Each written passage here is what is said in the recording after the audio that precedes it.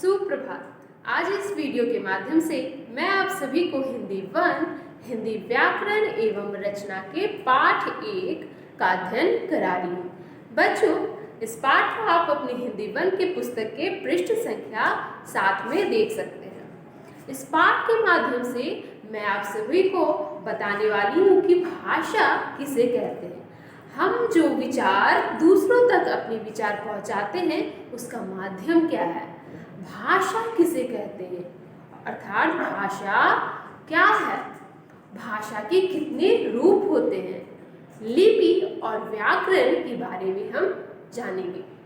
लिपि अर्थात जो भाषाएं हैं वो भाषाओं की क्या लिपियां हैं, इसके बारे में भी हम इस वीडियो के माध्यम से जानेंगे। तो आइए प्रारंभ करते हैं जिस पाठ 1 जो आप अपनी पुस्तक के पृष्ठ संख्या 7 में देख सकते हैं कि भाषा। प्राय बच्चों, जब हम और आप आपस में बातें करते हैं तो उसका माध्यम क्या है।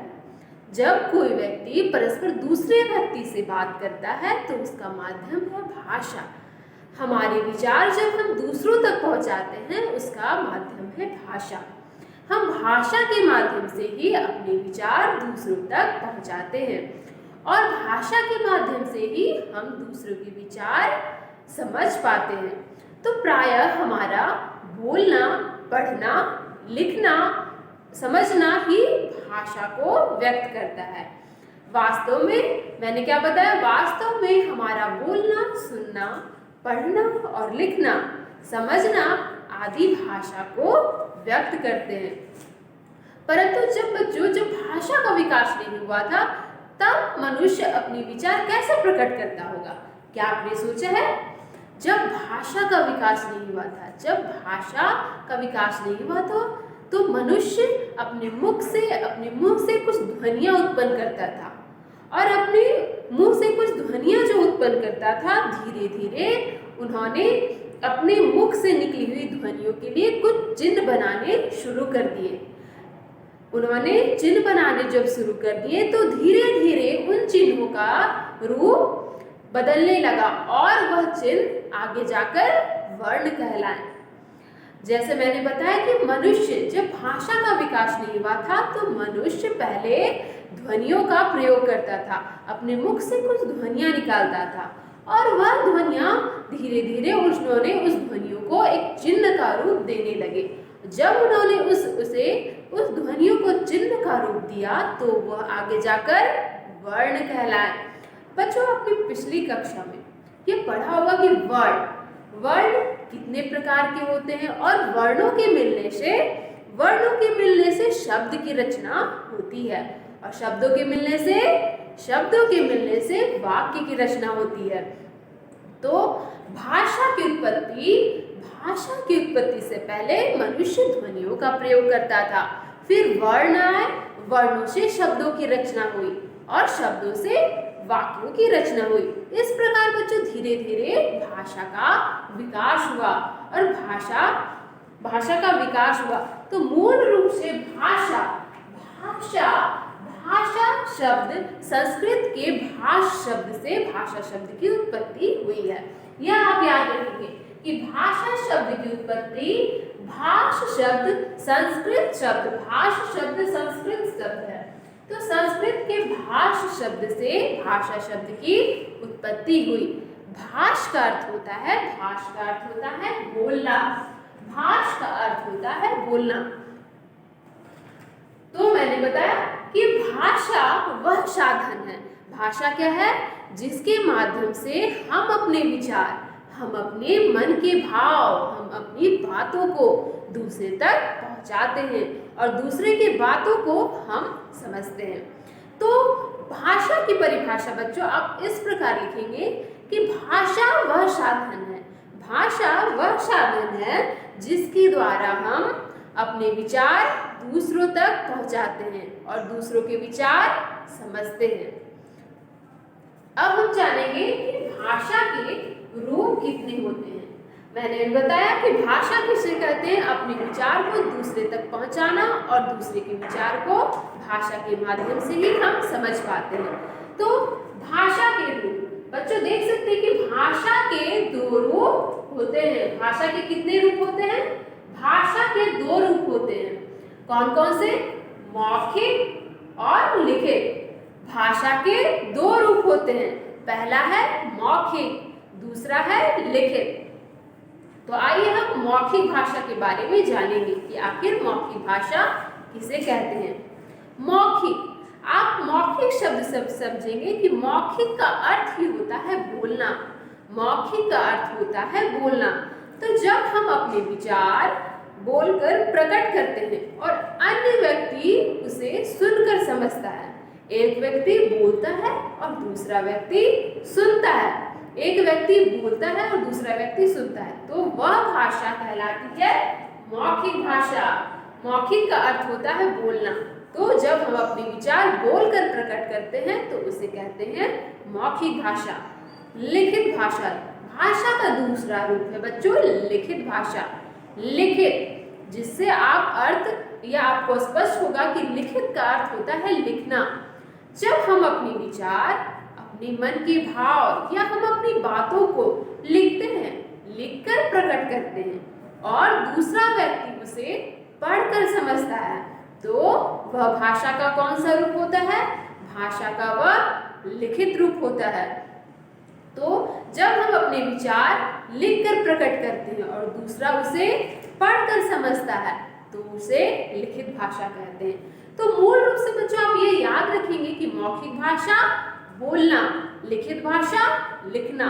मौखिक भाषा में कोई व्यक्ति अपने विचार बोलता है, दूसरा व्यक्ति उसे सुनता है।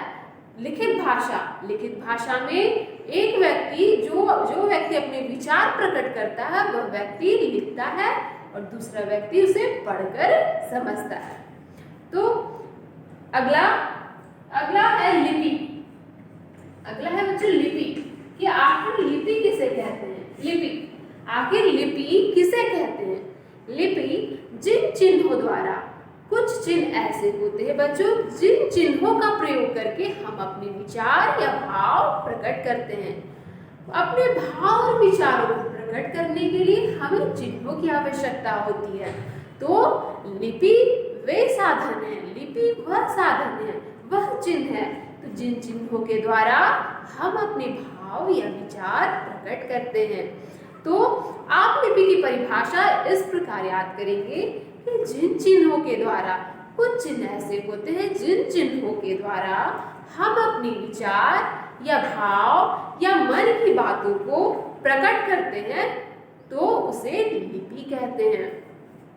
तो बच्चों अन्य भाषाओं की कुछ लिपियां होती है, जैसे अंग्रेजी, उर्दू, मराठी, संस्कृत, पंजाबी, जर्मन, तमिल, बंगला इत्यादि अनेक भाषाएं होती है और प्रत्येक भाषाओं की कुछ न कुछ लिपियां होती हैं। तो हिंदी जो हम पढ़ रहे बच्चों, तो हिंदी भाषा की लिपि कौन सी है? हिंदी भाषा की लिपि देवनागरी लिपि। यह आप याद रखेंगे कि हिंदी भाषा की लिपि है देवनागरी लिपि। हिंदी भाषा को देवनागरी लिपि में लिखा जाता है। तो उसी प्रकार बच्चों अन्य भाषाओं देख सकते हैं कि यहाँ पर मैंने भाषाओं और दूसरी तरफ उनकी लिपियों को लिखा है। इसे आप अपनी पुस्तक में स्पष्ट रूप से पाठक में देख सकते हैं और आप इसे भाषा और उनकी लिपियों को याद करेंगे। तो अंग्रेजी, जिस प्रकार मैंने बताया कि हिंदी भाषा की लिपि है देवनागरी, तो उसी प्रकार अंग्रेजी भाषा की लिपि है रोमन लिपि। उर्दू भाषा की लिपि है फारसी लिपि। उर्दू भाषा को फारसी लिपि में लिखा जाता है। मराठी भाषा की लिपि है देवनागरी। मराठी भाषा को भी देवनागरी लिपि में लिखा जाता है। संस्कृत को भी देवनागरी लिपि में लिखा जाता है। बच्चों इस प्रकार आप भाषा और लिपियों को अवश्य याद कीजिएगा। पंजाबी को गुरुमुखी लिपि में लिखा जाता है। उसी प्रकार जर्मन जो भाषा है उसके लिए रोमन लिपि का प्रयोग किया जाता है। परंतु देख सकते हैं कि तमिल जो भाषा है, तमिल भाषा के लिए हम तमिल लिपि का ही प्रयोग करते हैं। बंगला, उसी प्रकार जिस प्रकार तमिल भाषा के लिए हम तमिल लिपि का प्रयोग करते हैं, उसी प्रकार बंगला भाषा के लिए भी हम बंगला लिपि का प्रयोग करते हैं। नेपाली, संथाली, कोंकणी, नेपाली, संथाली और कोंकणी के लिए भी देवनागरी लिपि का प्रयोग किया जाता है, अर्थात नेपाली, संथाली और कोंकणी लिपि को भी देवनागरी लिपि में लिखा जाता है। तो जिस प्रकार बच्चों मैंने बताया कि हिंदी भाषा की लिपि कौन सी है, हिंदी भाषा की लिपि है देवनागरी लिपि। और हमारी राष्ट्रभाषा क्या है? हमारी राष्ट्रभाषा भी हिंदी ही है। और जब भाषा का एक क्षेत्रीय रूप होता है, जो जिस प्रकार झारखंड की भी एक भाषा है और अन्य क्षेत्रों की भी भाषा है, जैसे बिहार, अलग अलग क्षेत्र की जो भाषा होती है, जो एक क्षेत्र में बोली जाती है, उसे बोली कहते हैं। यह आपकी जानकारी के लिए आवश्यक है कि भाषा किसे कहते हैं। तो हमारे विचार, जिस माध्यम के द्वारा हम अपने विचार दूसरों तक पहुंचाते हैं, उसे भाषा कहते हैं। परंतु बोली और भाषा में देखिए क्या अंतर है। बोली वह होती है जो एक क्षेत्र विशेष में बोली जाती है। जैसे झारखंड में एक विशेष भाषा बोली जाती है, बिहार में एक भाषा बोली जाती है, तो जो एक क्षेत्र में सीमित रहती है, वैसी भाषा को बोली कहते हैं। तो अंग्रेजी जो है वो अंतर्राष्ट्रीय भाषा है। हमारी हिंदी राष्ट्रभाषा है हिंदी, और अंतर्राष्ट्रीय भाषा है अंग्रेजी। तो अगला है व्याकरण। बच्चों, व्याकरण, आखिर व्याकरण किसे कहते हैं? हिंदी का आधार ही है व्याकरण। भाषा के शुद्ध रूप का ज्ञान व्याकरण किसे कहते हैं? भाषा के शुद्ध रूप का ज्ञान कराने वाले शास्त्र को ही व्याकरण कहते हैं। जब हम भाषा का शुद्ध ज्ञान होता है, भाषा के शुद्ध ज्ञान को बताने वाले शास्त्र को ही व्याकरण कहते हैं। जैसे मैं एक उदाहरण दूंगी कि नमन पाठ याद कर रही है। जैसे मैं एक वाक्य बोलूं कि नमन पाठ याद कर रही है, तो और एक तरफ दूसरा वाक्य में बोलूं कि नमन पाठ याद कर रहा है, तो देखिए दोनों वाक्यों में क्या अंतर है। नमन क्या है? एक बालक है, तो वो पाठ याद कर रहा है, जबकि वह सीता रहती, जैसे स्त्रीलिंग होती, तब वो आप यह लिख सकते थे कि सीता पाठ याद कर रही है या पाठ पढ़ रही है। तो इस प्रकार भाषा के जब शुद्ध रूप का ज्ञान कराने वाले शास्त्र को, जिस शास्त्र के माध्यम से हमें भाषा के शुद्ध रूप का ज्ञान होता है, उसे हम व्याकरण कहते हैं। दूसरा उदाहरण, जैसे राम घास खिलाई। जब मैं बोलूं कि राम घास खिलाई, तो आप सुनने में यह अशुद्ध वाक्य लग रहा है कि राम घास खिलाई। तो क्या राम घास खिलाई यह शुद्ध वाक्य है? ये शुद्ध वाक्य है? नहीं, यह अशुद्ध वाक्य है। लेकिन मैं कहूँ कि राम ने घास खिलाई, जब मैं यह वाक्य बोलूं कि राम ने घास खिलाई, तो यह शुद्ध वाक्य है। राम घास खिलाई यह अशुद्ध वाक्य है। लेकिन जब मैं इस वाक्य को शुद्ध करके कि राम ने घास खिलाई यह मैं बोलूं, तो अब यह वाक्य शुद्ध है। तो आप व्याकरण के माध्यम से ही भाषा की शुद्धता का हमें ज्ञान होता है। भाषा की शुद्धता के लिए हमें व्याकरण का ज्ञान होना आवश्यक है। तो बच्चों, आज इस वीडियो के माध्यम से मैंने आप सभी को बताया कि भाषा किसे कहते हैं, भाषा की उत्पत्ति आखिर कैसे हुई। भाषा की उत्पत्ति, मनुष्य पहले कुछ ध्वनियों को बोलता था, कुछ ध्वनियों को अपने मुख से निकालता था। धीरे धीरे वह ध्वनियों को वह चिन्ह देने लगा। मनुष्य उन ध्वनियों को कुछ चिन्ह देने लगे, और वह चिन्ह ही आगे जाकर वर्ण कहलाए, और वर्णों के मिलने से शब्द की रचना हुई, और शब्दों के मिलने से वाक्य की रचना हुई। और इसी प्रकार बच्चों धीरे धीरे भाषा का विकास हुआ। पहले वर्ड, फिर शब्द, फिर वाक्य, तब भाषा का विकास होगा। तो बोलना, हमारा पढ़ना, हमारा लिखना, हमारा समझना, सभी भाषा को व्यक्त करते हैं। कोई व्यक्ति भाषा बोलकर व्यक्त करता है, कोई लिखकर प्रकट करता है, कोई पढ़कर प्रकट करता है।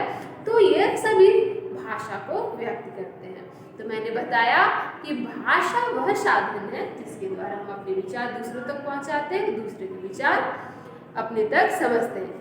और मैंने बताया कि भाषा के दो रूप होते हैं, मौखिक भाषा, लिखित भाषा। मौखिक भाषा में हमारा एक व्यक्ति बोलता है और दूसरा व्यक्ति सुनता है। वहाँ लिखित भाषा में मौखिक भाषा के विपरीत कार्य होते हैं। लिखित भाषा में कोई व्यक्ति लिखता है और दूसरा व्यक्ति उसे पढ़कर समझता है। अगला मैंने बताया लिपि। लिपि जब हम भाषा को लिखते हैं तो उसके लिए कुछ चिन्हों की आवश्यकता होती है। उन चिन्हों को ही हम लिपि कहते हैं, जिन चिन्हों के माध्यम से हम अपने विचार प्रकट करते हैं। व्याकरण, अंतिम मैंने बताया व्याकरण कि व्याकरण आखिर किसे कहते हैं। भाषा के शुद्ध रूप का ज्ञान कराने वाले शास्त्र को व्याकरण कहते हैं।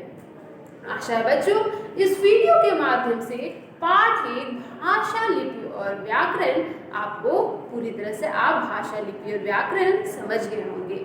धन्यवाद।